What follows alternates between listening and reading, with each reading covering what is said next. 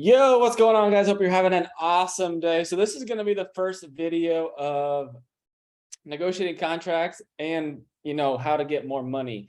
And I'm just going to kind of break down because most people I don't think understand how this travel game works on the back end when it comes to the travel agency making money and all that type of stuff. So what I'm going to do is I'm going to share my screen real quick. Google Chrome share, and I'm going to kind of break it down for you. Now, these numbers aren't guaranteed. These numbers aren't a reflection of every agency. This is just kind of a high level overview of what's going on the back end, so you know what's going on when you're talking to a recruiter. And so what most people don't understand is the operating expenses for a travel agency are between 20 and 40%. So that means of the bill rate right there, 100, 120, 20 to 40% of that is needed.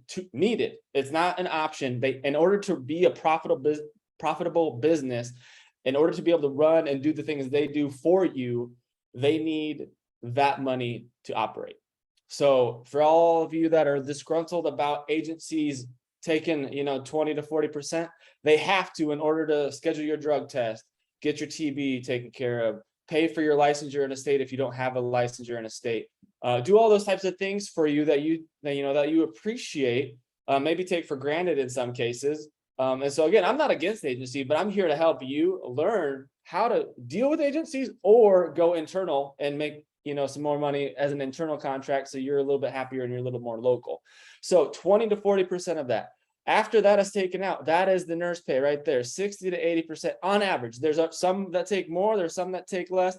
Typically the boutiques type, the newer travel agencies, they take closer to 20% because they don't have as much expense, right? They don't have 75 recruiters or 1,000 recruiters like some of the big name ones that start with A, so they don't have as much expense, so they can fudge and operate on a lower expenditure cost. And so I want to show you what that's going to look like, so you understand how much it's costing not only the hospital but costing the agency. And then I'm going to show you where the numbers make sense and who and what you're negotiating for when you get rate increases or rate decreases. And so if our bill rate is $100, to the expense, the hospital expenses are going to be $3,600 a week based on a 36-hour contract. We're going to keep all the numbers very simple so it's easy to follow. The agency operating expenses, probably the most average is around 35%. So 35% of that 3,600 goes to them as a whole. I'm going to break that down here in a second, into pieces of the pie, so you understand as well. So the nurse pay for $100 bill rate is close to $2,500. Now that is a blended rate. For those of you that don't know what a blended rate is, there's your tax-free money and then your hourly wage. It's the combination of the two. And so that is your first negotiation point when it comes to deciding how you want to take your pay, because you can negotiate a higher stipend and a lower hourly. You just got to be careful, because if you're going too low on that hourly rate, you could red flag the IRS, and they aren't even allowed to go too low. They're actually required by the IRS to pay a fair hourly wage in the area that you're working. So you can't go, like, for $100, you can't say I want $10 of taxable income and the rest of it in a stipend. That's illegal. And they can't even do that even if you requested it. But you can move it up and down and what makes you comfortable and what they're actually able to do. The non-negotiable, the red portion here, is what the agency absolutely has to take home.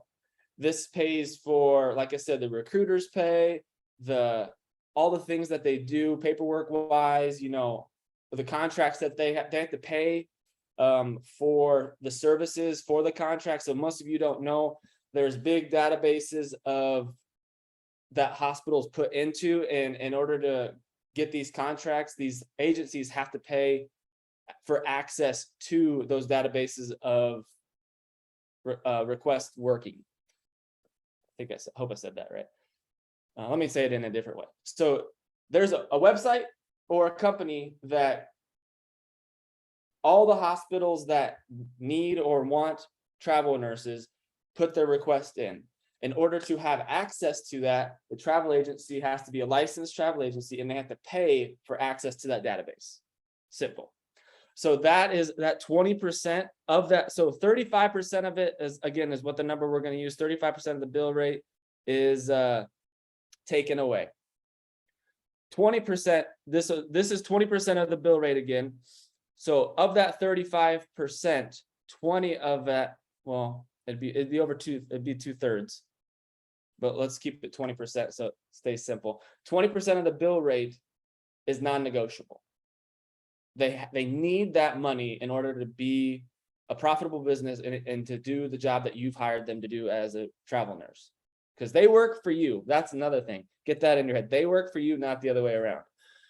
And then the remaining 15% in this example, so 35, 20 of that's not negotiable. 15%. This isn't a guaranteed number. This is just the idea. That is what the recruiter gets. And that is where the actual, outside of the blended rate and changing your tax-free versus your taxable income, that is where the negotiations happen. So when these nurses, when these recruiters are negotiating with you, they're negotiating their paycheck. And so if you got a really cool recruiter and they're willing to reduce their pay so that they can get you on, which new recruiters typically are, then you'll get a better rate.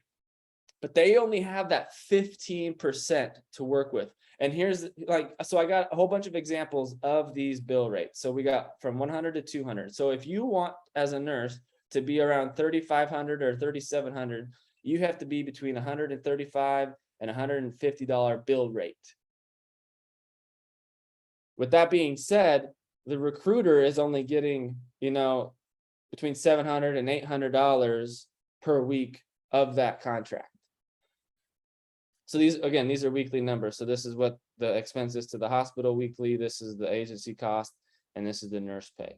So they're negotiating their pay down when they increase your pay. So it's not that they don't want to be, they want to give you all the money, because the more money you make, the more money they typically make on a contract, right? But if they negotiate all their money down to nothing, well, then they're working for free, and nobody wants to work for free.